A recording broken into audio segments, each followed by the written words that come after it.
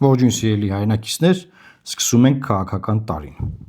Տարվա նախաշեմին անսպասելիորեն ԱԱԾ մեկուսարանից ազատ արձակվեց ավելի քան կես տարի բանտարկված մեր ձևով շարժման առաջնորդ միլիարդատեր Սամվել Կարապետյանը։ Նախկին ՔՊ-ական դատավոր Սարգիս Պետրոսյանը միլիարդատիրոջ համար տնային կալանք սահմանեց, ինչպես նաև 4 միլիարդ դրամի, այսինքն ավելի քան 10 միլիոն դոլարի գրավ։ Քաղաքական մեկնաբան Հակոբ Բադալյանի համոզմամբ, ինչպես Սամվել Կարապետյանի կալանավորումն էր քաղաքական, այնպես էլ նրա խափանման միջոցի փոփոխությունը։ Բադալյանի խոսքով այս որոշումը կարող է ունենալ ինչպես ներքին, այնպես էլ արտաքին դրդապատճառ։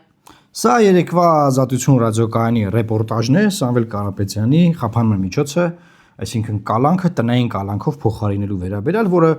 բոլորի համար անսպասելի տեղի ունեցավ հենց նոր տարվա նախաշեմին, եւ Սամվել Կարապետյանը ուղեկցվեց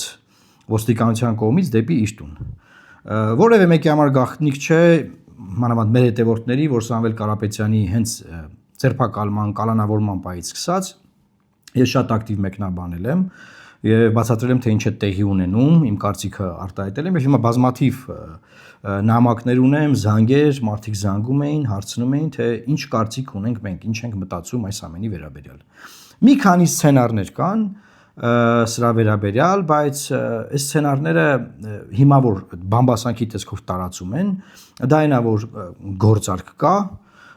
առաջին սցենարը դե գործարք են գնացել, տնային կալանքը փոխվել, երկրորդ սցենարը որ դա արտաքին միջամտություն կա, այսինքն Փաշինյան-Պուտին հանդիպման ժամանակ ասեն դե լավ ախորպես մեծ բան ազատ արձակի բան, եւ երրորդ սցենարը, որը իմ սցենարն է, չգիտեմ դուք կհամաձայնեք թե ոչ, դա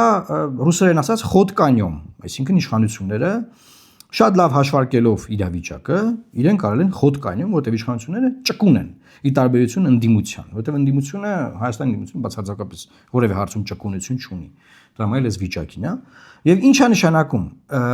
խոդկանյոմը։ Առաջին ուզում եմ նախ ասել, որ բացառում եմ որևէ գործարք, որ տեղի ունեցած լինի Սամվել Կարապետյանի եւ Նիկոլ Փաշինյանի միջեւ։ Սա բացառված բան է, որովհետեւ ճանաչում եմ Սամվել Կարապետյանին եւ նաեւ ճանաչում եմ Նիկոլ Փաշինյանին։ Սա բացառված է, գործարք չկա։ Երկրորդը, որ այ կա միջազգային ազդեցություն, բան, տենց Մոսկվա ասել են, լավ ինչ կլինի նոր տարի է, բան բաց թողեք, բան, սա նույնպես բացառում եմ։ Եվ ես կարծում եմ, որ երկրների ղեկավարների մակարդակում, օրինակ Պուտին, Փաշինյան նմանատիպ հարցեր բացարձակապես չեն քննարկվում եւ նախկինում էլ բացարձակապես չեն քննարկվել։ Սա էլ մյուս բանը։ Խոդկանյոմ, ինչ է նշանակում խոդկանյոմ։ Սերի հայնակիցներ, պետքա մենք հասկանանք մի բան։ Սամվել Կարապետյանը արդեն շուրջ 6 ամիս գտնվում էր ԱԱԾ բանտում։ Նա իր կալանավորման պահից հետո հայտարարել, որ մտնում է քաղաքականություն, քաղաքական միավոր է ձևավորվել։ Գիտեք, մեր ձևով շարժումը, որը արդեն ունի շուրջ 17000 եւ ավել կամավորներ, ովքեր որ միանում են իրենց։ Եվ նրանք սկսել են իրենց արշավը ըստ էության, եւ բոլոր հարցումները ցույց են տալիս, որ արդեն նրանք զբաղեցնում են երկրորդ տեղը։ Երկրորդ տեղը զբաղեցնել, այսինքն Փաշինյանի ռեյտինգն է, երկրորդը իրենց ռեյտինգն է, հետո գալիս է Ռոբերտ Քոչարյանի ռեյտինգը։ Դա Նիկոլ Փաշինյանի համար շատ վատ ցավալի սցենար է, ինչու որովհետեւ եթե նրանք կլինեն երկրորդ տեղում, դժվար է մարդկանց ասել, որ նախկիները վերադառնում են, բան եւ ընտրապայքարը լրիվ այլ տրամաբանություն է ստանում։ Ես դեռ չեմ ասում, որ օրը կգա, կտեսնենք կենտրոնական ընտրական հանձնաժողովը ինչպես կվարվի քաղաքական միավորների գրանցումների ժամանակ, բայց ընդհանուր որպես սցենար, որ այդ ռեյտինգը աճում է, իշխանությունները մտածում են, ինչ անենք, որ այս ռեյտինգը չաճի եւ աճող ռեյտինգը դարձնենք կառավարելի ռեյտինգ։ Ինչ է նշանակում կառավարելի ռեյտինգ, որ process-ը իրենք են կառավարում, ոչ թե որ կառավարում է process-ը ընդդիմությունը։ Եվ որոշում է կընդունվել, որ լավ գրավի դիմաց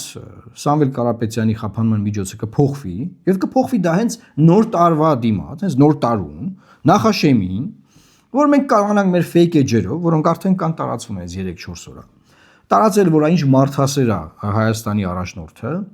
որովհետեւ ոչ ոք չի հավատում, որ դատարանները կարող են ինչ-որ բաներ որոշել այս երկրում, կոնկրետ գոնե Սամվել Կարապետյանի գործով, հետեւաբար բոլորը գիտեն, որ եթե դատարանը որոշել է կալանավորել, դա որոշել է Նիկոլ Փաշինյանը, եթե դատարանը որոշել է տանել տնային կալանքի, դա որոշել է Նիկոլ Փաշինյանը։ Եվ ինչու է դա որոշել Նիկոլ Փաշինյանը, որովհետեւ դրանով ավելի խիստ սահմանափակումների տակ է դրվել Սամվել Կարապետյանը, եւ դա նշանակում է, որ Սամվել Կարապետյանը այդ արգելքների տակ, գիտեք, այդ արգելքները դրված են, չի կարող հայտարարություններով, ուղերձներով դիմել իր հայրենակիցներին։ Սա մեկ, երկրորդը։ Չի կարող իր ուղերձներով, իր հայտարարություններով դիմել իրենց 17000 եւ ավելի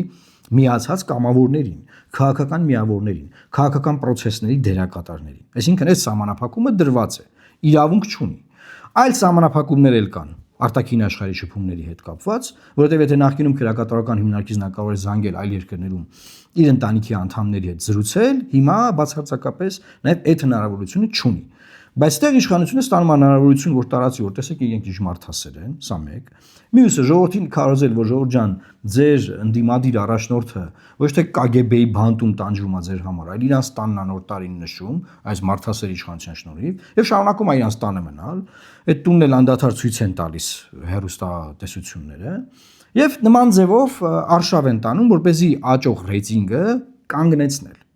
կանգնեցնել խաղը բերել 21 թվականի դաշտ։ 21 թվականի դաշտում խաղը հետևյալն էր, որ կային նախկիները, որ ուզում էին վերադառնալ, հեղափոխությունը ռևերս անել, եւ կար Նիկոլը, որ դե հիմա դե ասենք հազարած սխալ արել, դե բայց դե ինչ անենք, մի խոսքի օրինակ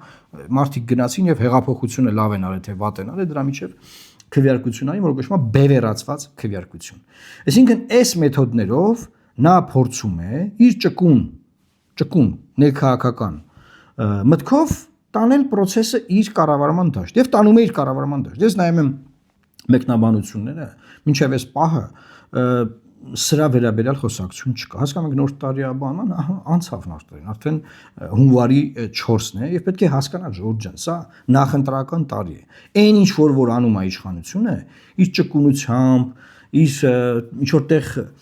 խստությամբ, ինչ որտեղ բանը լայնախոհություն դրսևորելով բան ամեն ինչ անում է որ ինքը վերընտրվի սրա վերաբերյալ է հետեւաբար հակառակ կողմ այսինքն ընդդիմադիր դաշտում ինչ է արվում ընդդիմադիր դաշտում ինչ են մտածում հասկանում են արդյոք թե ինչ է անում իշխանությունը ես կարծում եմ որ բացարձակապես մենք չունենք այդ բանը այդ առողջ միտքը ընդդիմադիր դաշտում եւ դրա համար շատ կարեւոր է որ